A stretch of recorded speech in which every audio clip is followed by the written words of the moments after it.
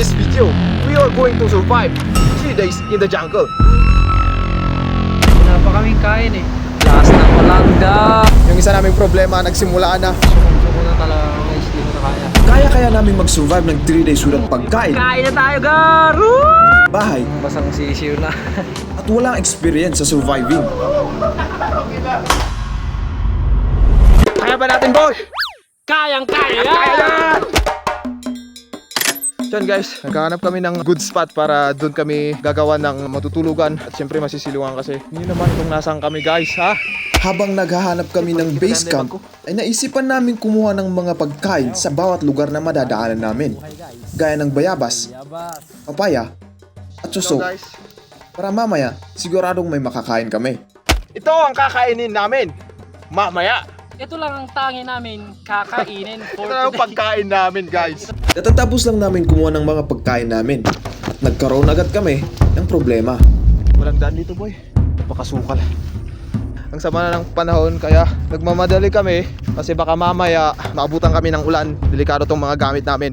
Hindi ko alam kung nasaan na kami, naliligaw na kami. Ilang oras na kaming naglalakad upang maghanap ng base camp at di ko na malayang nainis na palang kaibigan ko sa akin. Pero bakit parang naliligaw? Ayun guys, medyo lumayo-layo na ako dun. Kasi nababatrip ako, medyo nababatrip ako sa kanya. Kakainis. Siyempre pagod na kami, ikot lang ng ikot. Ayun, lumayo ako sa kanya, nandun sa nauna na siya. Kung magpaplano kayo ng ganito guys. Uy! Aray ko! Uwi ka lang! Hey, ka lang! Ano lang ako? Huwag mag-alala. Alalahanin mo yung sarili mo. Nakita ta. So, mas prefer naming maghanap sa may ilog or sapa kasi syempre dahil sa tubig. Ayan guys, kung maririnig nyo guys, nandito na kami sa may ilog. Maganda ditong campsite kasi may tubig kaming access. So, ayan, maghanap lang kami ng magandang spot dito. Pagkatapos naming magpahinga, ay lumarga agad kami upang maghanap ng mas magandang spot. Tara, maghanap tayo ng magandang spot. Oo. Pero ilang oras na paglalakad eh, may nakita kaming magandang spot dito guys, oh. Pwedeng maligo dito. Ganyan naman guys, ang ganda. Napaka-refreshing ba? Napaka-refreshing. Gusto ko nang maligo boy. Ano?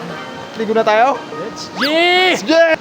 I like to be educated, but I'm so frustrated. Hello to my loneliness. God, the ignorance is bliss. Take me back to the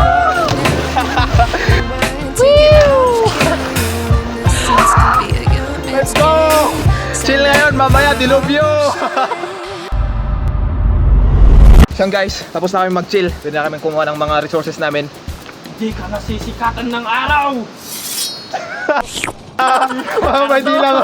May pagdila. At habang naghahanap kami ng mga resources, ay may unexpected kaming nakita. Isa pala itong ibon. At kinuha ko ito para tignan. May ulamin na si Jed. Huwag nating ulamin to, Gar. Tignan lang natin. Parang baby. Dahil isa akong mabuting mamamayan ng Pilipinas, pinakawalan ko agad siya. Ayaw naming may madamay na animal sa aming challenge. Pero sa ngayon, kailangan nating maghanda-handa kasi parang uulan na. Pagpatuloy namin yung pag-akyat namin sa taas, baka may makita kaming magandang spot doon. Ayan guys, let's go! Dahil nga gumagabi na, pinagpatuloy namin ang aming paghahanap ng campsite. Kahit nga madulas at matatalas ang mga bato na aming dinadaanan. Madulas, Segar! Madulas! Ingat! At sa pagtaas namin, may nakita kaming kuweba. Ayun na guys! Hindi ko ma-zoom. Gawin na natin yung base. Ganda Gar. Pwede yan. Ay, dito na kami. Meron pala dito. Dahil nga may nakita kaming kuweba, napag-isipan namin dito na lang kami mag-set ng base. Nandun yung bolo.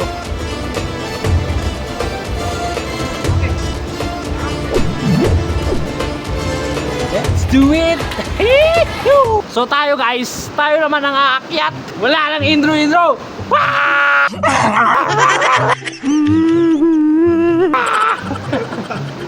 Oh, wait lang, madulas. Taas lang muna ako. Okay, goods. Go! Okay. Alright. Ngayon, Hindi na namin problema kung sakaling umulan dahil meron na kaming silungan. Hindi problema yung ulan pag umulan. What? Pero yun lang pala ang akala namin. Pangit-pangit. Hindi kami komportable matulog dyan mamaya. Ang problema rito guys is tignan nyo naman kung gaano katalim tong mga to. Tignan nyo naman. Tatalim boy. Dahil ang daming batong matatalim at nakakalat kung saan-saan, inayos muna namin ito. Bago kami magpahinga. Magpapahinga muna kami for now kasi syempre wala naman muna kaming gagawin ngayon. Para may lakas din kami mamaya makakuha ng mga kagamitan namin. Time check natin is 1:14 na. So susubukan namin matulog kasi pagod na talaga kami. Mamaya maghahanap kami ng mga resources namin kasi hindi pwedeng ganito lang. Mamamatay kami pag ganito lang. Alright. Sleep muna tayo, Gar.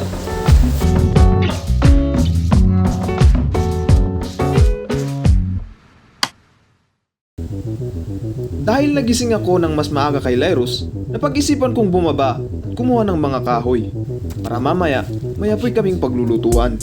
Yan, natutulog pa si Lyros at nakabangon na ako kaya ang gagawin ko is maghahanap na ako ng mga kahoy para may gagamitin kami mamaya pangluto. Alright, let's go!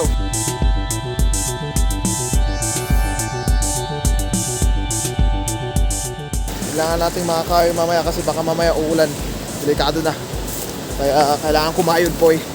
Habang ako'y nangungulekta ng mga sanga, nagising naman si Lyros at may sinabi siya tungkol sa kanyang sitwasyon. Hirap pala. Wala pa kaming kain eh. Ngayon, wala pa kaming masyadong kain. Puro bayabas. Ewan ko kung kaya ko pa ng 3 days. Pero susubukan pa rin natin hanggang bukas.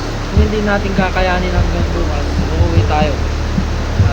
Sabihin natin sa kanya na hindi natin talaga kaya.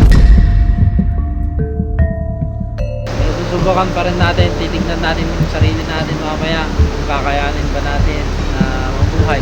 Pero parang si Jed, parang lakas-lakas na, parang walang problema. Talagang G na G siya. Parang ako yung isang way para mapang-uwi kami. Para sumuko dito sa challenge na. Pero huwag kayong mag-alala guys, susubukan ko pa rin. Yun siya no, nangunguha siya ng kahoy. Yan yung mga nakuha niya. Yan yung pang-bonfire namin mamaya. Medyo marami-rami ka nang nakuha. Okay na yan!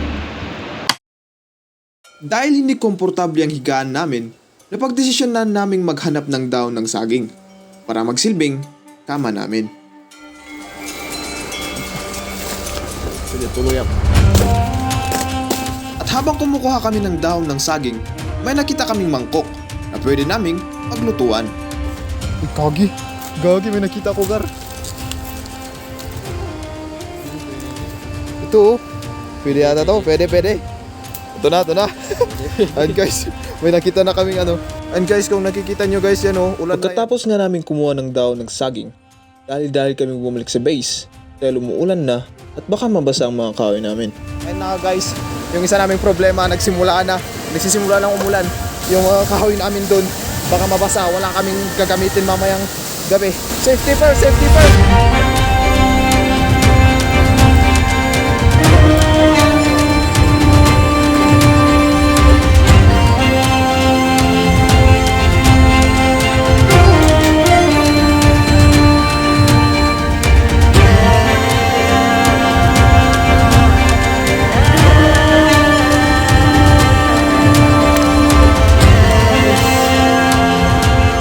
Basang sisiw na.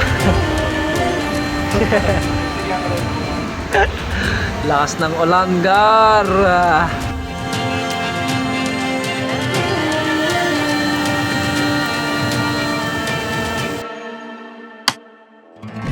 Dahil lumakas na nga ang ulan at habang maliwanag pa, hinanda na namin ng mga suso para lutuin.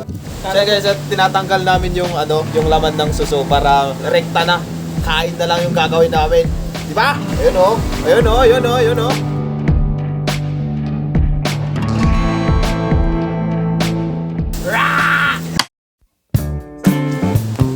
Pagkatapos namin linisan ng mga suso, hinanda na namin ang aming paglulutuan. Pero dahil datapot na basa ang aming kahoy, pahirapan ng paggawa ng apoy. Pero eventually, napaapoy din namin. Guys, sa wakas, after ilang minuto, At ready na kaming magluto. Ayan, linuluto na yung yung kakainin namin. Napulot na ito yung damdama. Aray ko, luluto kami ngayon yung kakainin namin. At ito lang yung mayroon kami. Pero wala kami nakitang saging kanina, kaya ito lang yung kakainin namin. Tapos na yung mga suso. Ano, Gar? Grabe!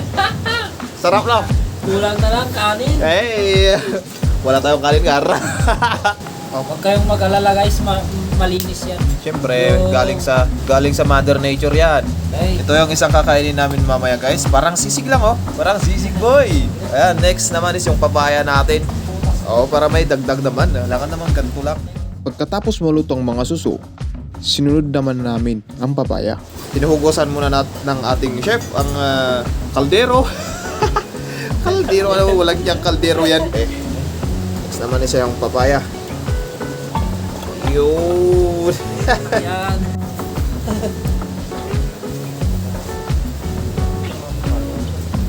Siyempre good.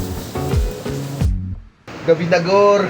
Gabi na, boy. Tiyan mo, wala lang Gabi na, walang pagkain. Nagugutom ako, boy. Talaga yun. Mamaya kakain kami mamaya. Pero yun nga, papaya yung kakainin namin. Pumuputi na yung mga labi namin dahil hindi na kami nakakakain, di ba? Hindi na makakain ng maganda. Sa ngayon, okay pa naman kami. Kaya Sa ngayon. okay pa naman. Pero mamaya, ewan ko lang. Meron akong first aid kit dito para ang sigurado. Kain muna tayo, guys. Kain muna tayo. Kain tayo, boy. Alright, kain tayo. Let's go! Okay.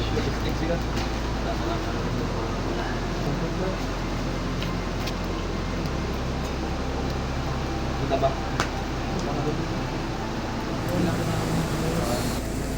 Maraming salamat po sa gabi at itong survival sana po ay maging successful at kung ano man ang meron sa amin ngayon, Ama, sana ay bendisyonan mo po at ito ay maging lakas po namin. Ikaw na pong bahala sa amin sa magdamag, Ama.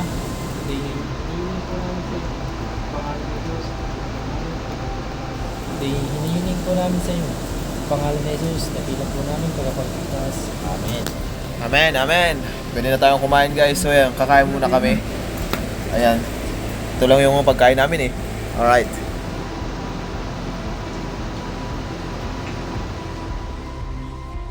Lahat ng kinakain namin ni Leros ay galing sa ng kalikasan. Kaya bilang isang kabataan, gusto kong sabihin sa lahat ng taong nanonood ngayon na sana alagaan natin ang inang kalikasan. Tandaan natin kailangan natin ng kalikasan para mabuhay. Pero ang kalikasan, nabubuhay yan kahit na wala tayo.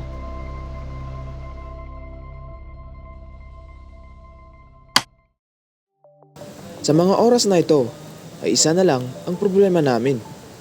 At yun ay kung paano kami makakatulog ng maayos dahil nga malamig at basa ang aming higaan. Pero dahil wala na kaming option, napilitan kaming piliting matulog. Alright guys, so tapos na kaming kumain at sa ngayon gusto na naming matulog. Gusto ko na matulog. Tulog na kami guys. Tutulog na tayo. At bukas na ulit guys. Sa ngayon, yun lang namin ng prepare namin at matutulog na tayo. Let's go. Bukas ulit. So guys, time check. Alas 4 na. Hindi ako makatulog. Sakit na ng toto.